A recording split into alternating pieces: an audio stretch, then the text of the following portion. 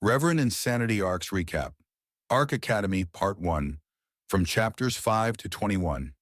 As Fang Yuan steps into the flower sea for the awakening ceremony, he feels pressure from the spirit spring. Hope Gu, small lights from the flowers, enter his body, lessening the pressure and gathering in his abdomen.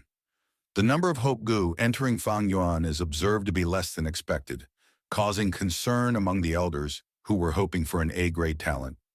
Fang Yuan continues walking, counting his steps.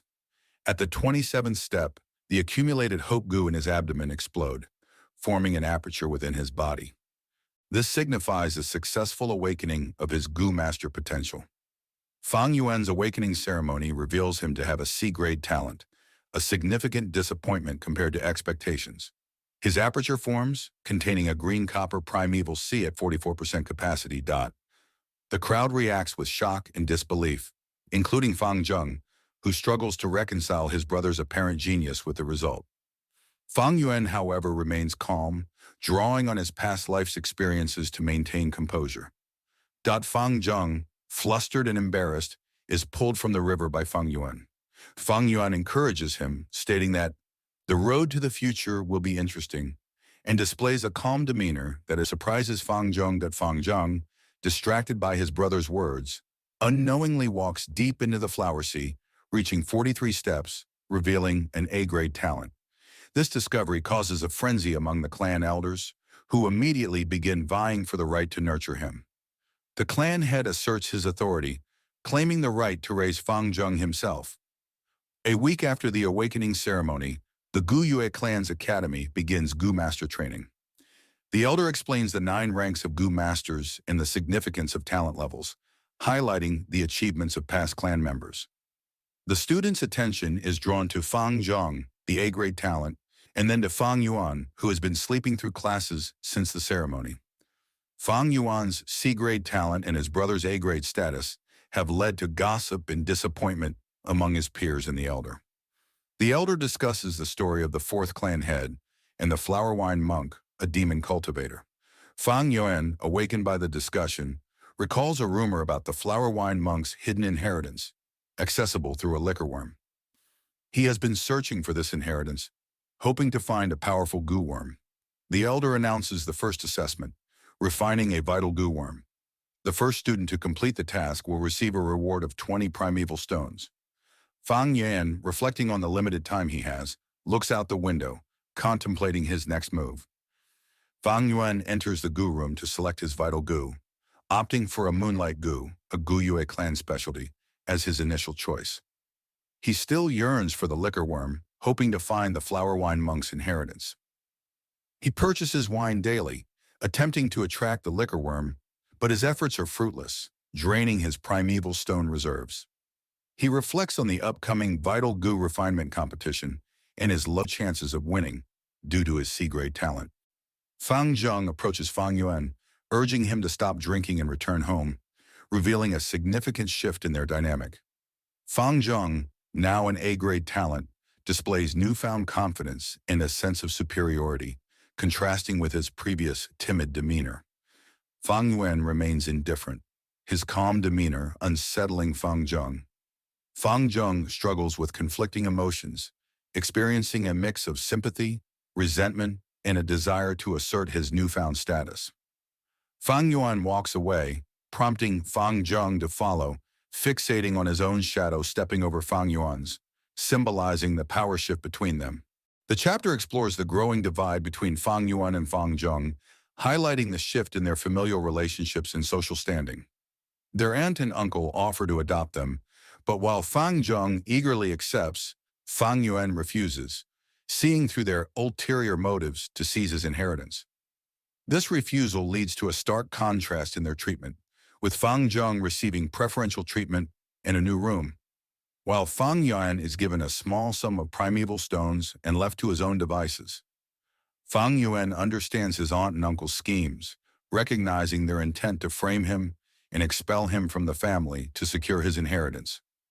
He reflects on the challenges he faces, lacking both talent and support, and resolves to rely on his own resourcefulness.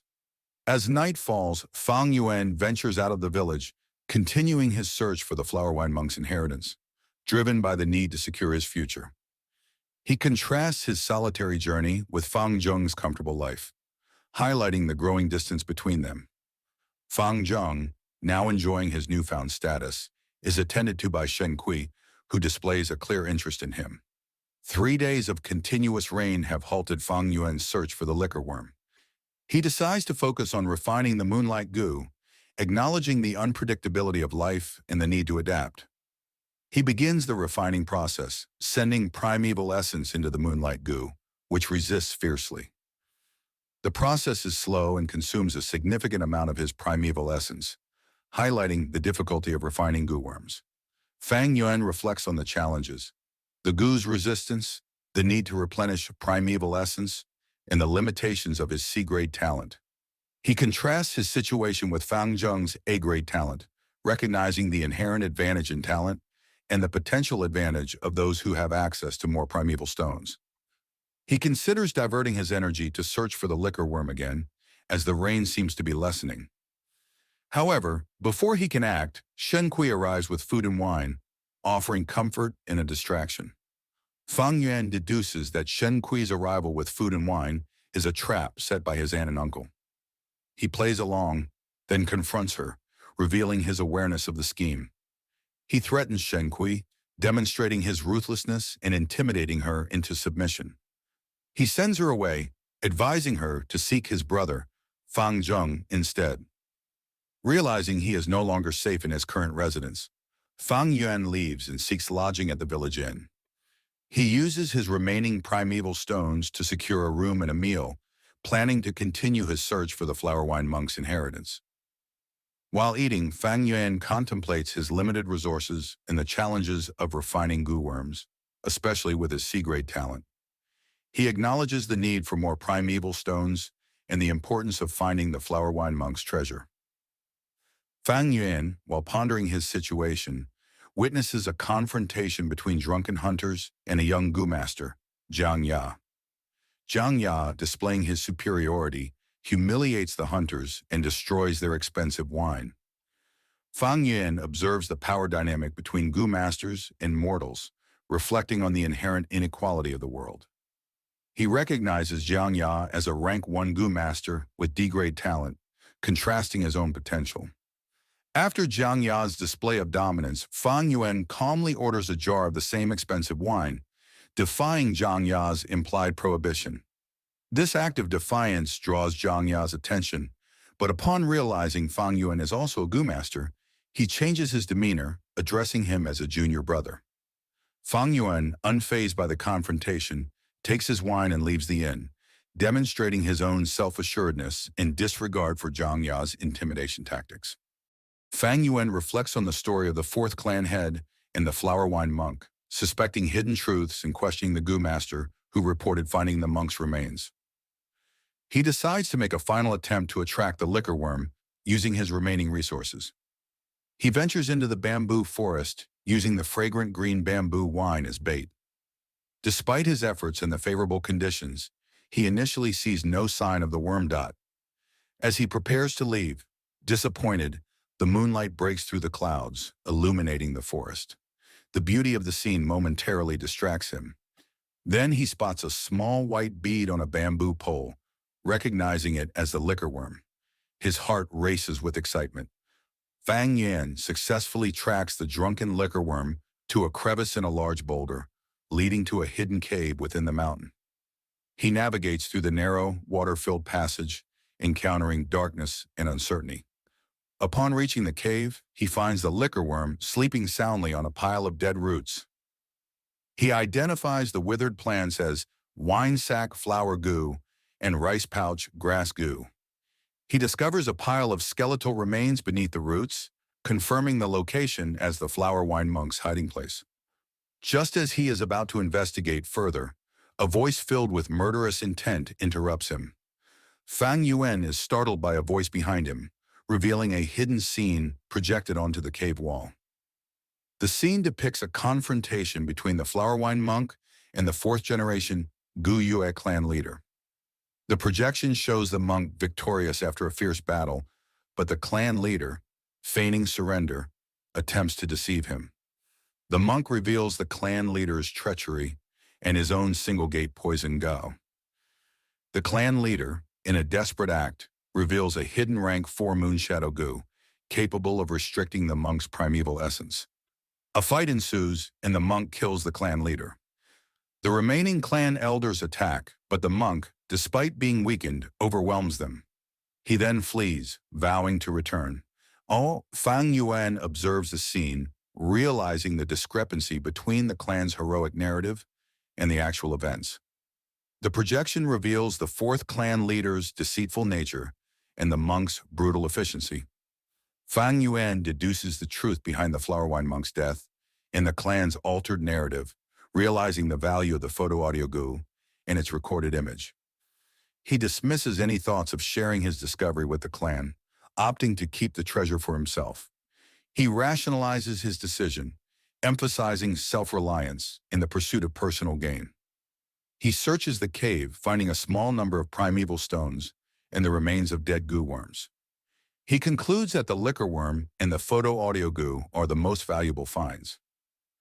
He reflects on the circumstances that led to the discovery, attributing it to a combination of luck, effort, and the potent green bamboo wine. He plans to refine the liquor worm, return to the academy, and utilize clan resources for cultivation. He acknowledges the limited resources he possesses and the need to manage them wisely. Korean Fang Yuan reflects on the challenges of refining goo worms, particularly with his C-grade talent and limited resources. He calculates the primeval stones needed to refine the liquor worm, recognizing the difficulty due to its strong will. He begins refining the liquor worm, facing significant resistance. He deduces the liquor worm's connection to the Flowerwine monk, attributing its strong will to the monk's lingering influence.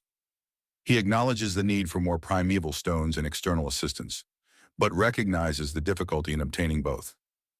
He resolves to refine the liquor worm despite the challenges, emphasizing the importance of a strong, vital goo. As he finishes a night of refining, he feels hungry and goes downstairs for breakfast. He is interrupted by his brother, Fang Zheng, who questions his presence at the inn. Fang Yuan confronts his brother, Fang Zheng, about Shen Kui. He reprimands Fang Zheng for his ingratitude and offers to give him Shen Kui in exchange for primeval stones.